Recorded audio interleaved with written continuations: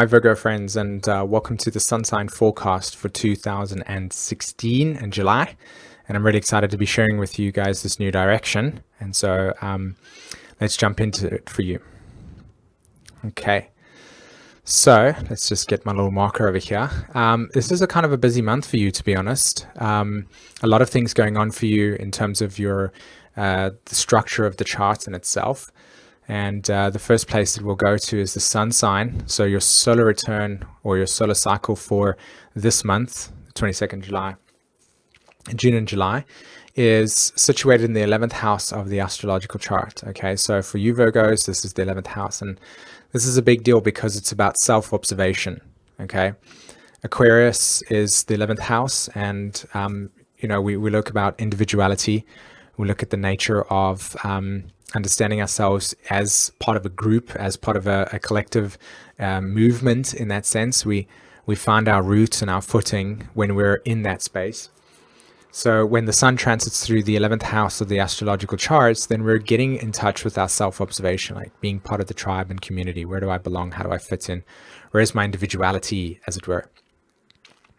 So the sun's in Cancer, and also Venus is closely connected to that sun sign over there. So you can see that there's a big deal going on for all of us on the planet, depending on what sign it is regarding Venus and the sun.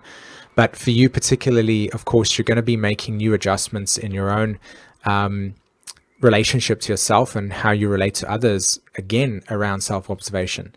Getting in touch with those groups, those tribes. What motivates you? Where are not your dreams necessarily, but your ambitions, and what are you seeking? And what's helping you along that way as well is, of course, is the Mercury in the 10th house of the astrological chart, and that's helping that need for getting out and expressing a sense of new direction, and you're changing your language in accordance with that. For us, if we had to look at the chart, Pluto is actually in your 5th house of your astrological chart. 1, 2, 3, 4, 5. So the 5th house of the astrological chart. And this is a big deal because, you're clearing out all you as a human being have come to want to experience. And of course, this is your inner child. Of course, this is your time to find that creative, special destiny. So this is a big sort of like couple of years for you, especially up until 2024, where this is going to be a highlighted theme. And Pluto's retrograde at the moment. So, we're dealing with a new direction for yourself regarding what your desires are and sense of special destiny is about. And what we've got is Uranus. Uranus is situated in your 8th house of your astrological chart, as you can see there, 12, 11, 10, 9, and 8. So you're dealing with a lot of unconscious fears regarding your personal limitations.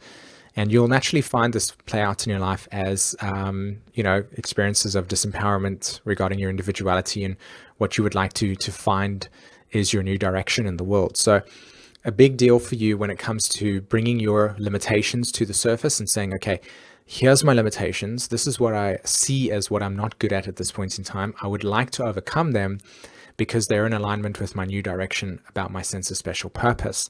So you're liberating and shaking yourself up regarding these new statements of self-discipline, self-control, and also a sense of empowerment. Okay. Now, Neptune is transiting, which is that symbolism over there. Neptune's actually transiting your 7th house. So what's also dissolving for you is the natural way in which you relate to yourself and others. And of course, with, the South Node, Chiron, and Neptune all being in the 7th house for the Virgo archetype, it's a big deal when it comes to relationships. You guys like to evolve through feeling committed and being of service and wanting to help in that sense. And you can only do that if you're finding people that are willing to want to be equal to you in that sense and see that natural humbleness that is as a part of you. So with Neptune transiting the 7th, be careful what type of relationships you bring into your life during this period of time, okay? And finally, the big players, to be honest, we've got Saturn at the moment. He's in your 4th house of your astrological chart, and it's in Sag. He's retrograde, as you know. So there's a lot about your self-identity and your home. This is changing for you. And this will be a big deal for the next, year and a half. And I feel that it's really important for you to get in touch with emotional nurturing during this period of time. Okay, Saturn will really be pushing the boundaries and limitations around what you have created in the past as your sense of identity, and how you're going about changing that going forward. Okay, you've got Mars at the moment. He's at 29 degrees. He will be, sorry, pardon me. He's at 23 degrees at the moment in Scorpio, and he has actually been in the 4th house there for quite some time. So you have been working on that quite a lot. And he's retrograded back into the 3rd house of the astrological chart, and he will be going direct on June the 29th. So just in a couple of days from now.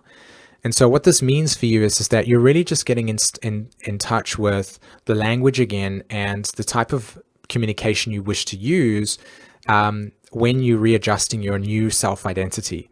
Self-identity, self-actualization, and the way that you relate to others is a big connection in our personal psychological state. So, how are you communicating, and how is that communication bringing you to the different states of awarenesses that you are experiencing at this point in time? It's very deep. It's really cool at the same time as well. Okay. And when I say it's busy for you, Jupiter's in your 1st house. So you've got this, in your sign, you're like, wow, I'm really healing myself. I'm really getting in touch with my specificness. You feel empowered and very strong in your approach over there. And Jupiter will be moving into Libra very shortly. So I wouldn't be surprised if your financial income starts to get really on top of stuff when Jupiter moves in your 2nd house. So we've got the new and full moons happening for you, and the new moon's taking place on the 4th of July in Cancer, which is situated there, initiating this whole entire sun cycle. And the full moon will be taking place on the 19th of July in Capricorn, which is there on that Pluto. So this axis of self-actualization through following my ambitions, following my sense of tribe, who I belong to, who represents me, and how do I observe myself in these things is going to be a big theme for you. Okay, awesome. All right, guys, I really hope that you enjoyed that and gave you some information that's beneficial. I want to draw your attention to Learn Your Chart. This is a new way for me to actually help everybody that's looking to learn astrology, that is beginning with learning your own chart. Okay. And in the description below is a link to explaining exactly what it's about. And very briefly, it's me saying to you, okay, send me your birth details. I'll draw up your chart, and then I will send you a playlist of about 30 videos showing you how your chart works with the different archetypal structures. And then we also have a reading afterwards to talk about it. So some cool stuff there. Highly recommend checking that out. And finally, if you're new to this actual channel itself, please hit the like and subscribe button for more information, okay? All right, guys, speak to you again.